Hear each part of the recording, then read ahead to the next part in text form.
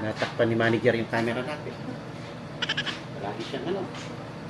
Tingnan natin ng kangkong. Ay, kangkong.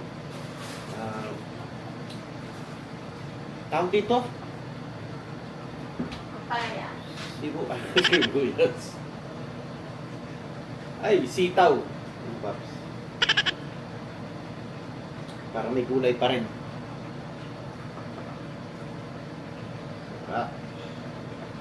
Yan. Adobong chicken and pork belly plus sitaw. Sarap niya.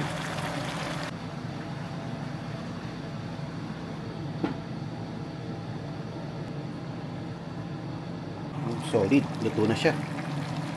Sarap. Oh, luto na. Gusto na kumain? Kakain tayo sa labas. Kain tayo sa labas. Kailan no ngayon? 4th of July. 4th of July bukas. Pero ngayon tayo kakain sa labas. Kasi may pasok tayo bukas, mga babs. Ito, kakain tayo sa labas. Dito. Para dito tayo kakain sa labas ng patio. Ayan o. Ayan. Ayan, di ba?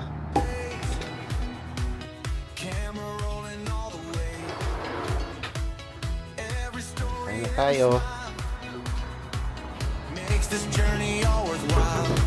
No matter how hard the road may seem, never stop believing in your dream. Together we'll rise, together we'll stand, building a better life hand in hand. This is how makes this journey all worthwhile. No matter how hard the road may seem, never stop believing in your dream. What is up mga bab? Dito tayo sa mall ngayon. Sa Vintage Mall. Yung kapitbahay namin na mall. Chill lang ako dito. Nagkakape. Dahil napakainit para makatipid ng aircon sa bahay mga babs.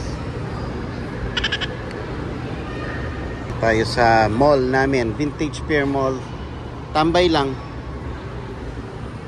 Itingin ako ng shoes na pang work. Kaso hindi pa ako bumili kasi wala akong pambili. Hindi, pinag-iisipan ko pa kasi wide yung ano ko, wide yung paa ko. So kung yung Ono Your Brooks Hoka o kaya Skechers na lang kasi matagal ko nang ginagamit yung Skechers sa trabaho. Kahit nung nag-training ako, Skechers yung gamit ko, hindi sumakit yung paa ko. So tinitingnan ko kung bibili ako ng On dahil uso kasi pero kung sasakit naman yung paa natin wala rin kwenta, no? Kaya iwasan ko munang bumili, pinigilan ko yung sarili ko. Nakasil sila kasi ngayon dahil July 3rd, so nakasil yung mga ibang store. Kaya lang sabi ko baka bibili ako tapos hindi naman bihiyang sa paa ko kasi white yung paa natin mga babs. So ayun, hindi muna ako bumili, pinigilan ko yung sarili ko. Baka pupunta ako ng Skechers sa ibang araw. Sarap ng 312s mga bab. Ang update, ang sarap ng 312s.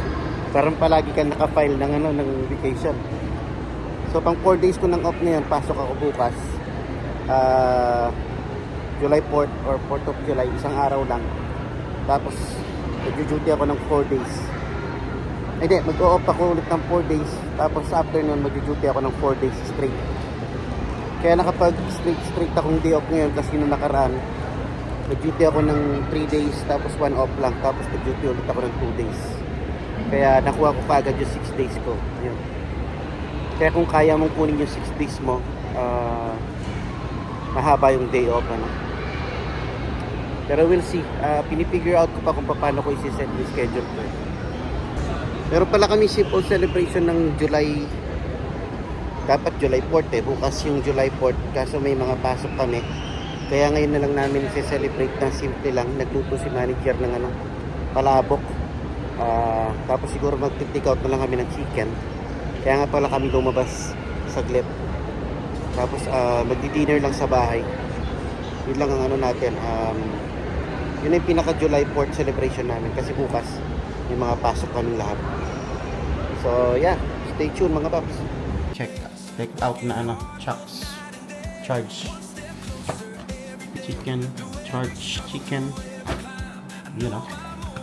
Yan ang ating 4th of July celebration. Eat. Para celebration. Ang ating palabok. And syempre kuha tayong chicken. Chicken and palabok. People, Ang dami pa ata na nakuha. 4th of July ano, celebration. Let's eat. Chicken tsaka palabok. Bawal 4th of July, puro pala siya. Hindi, palabok ko last yun, you know. Dito.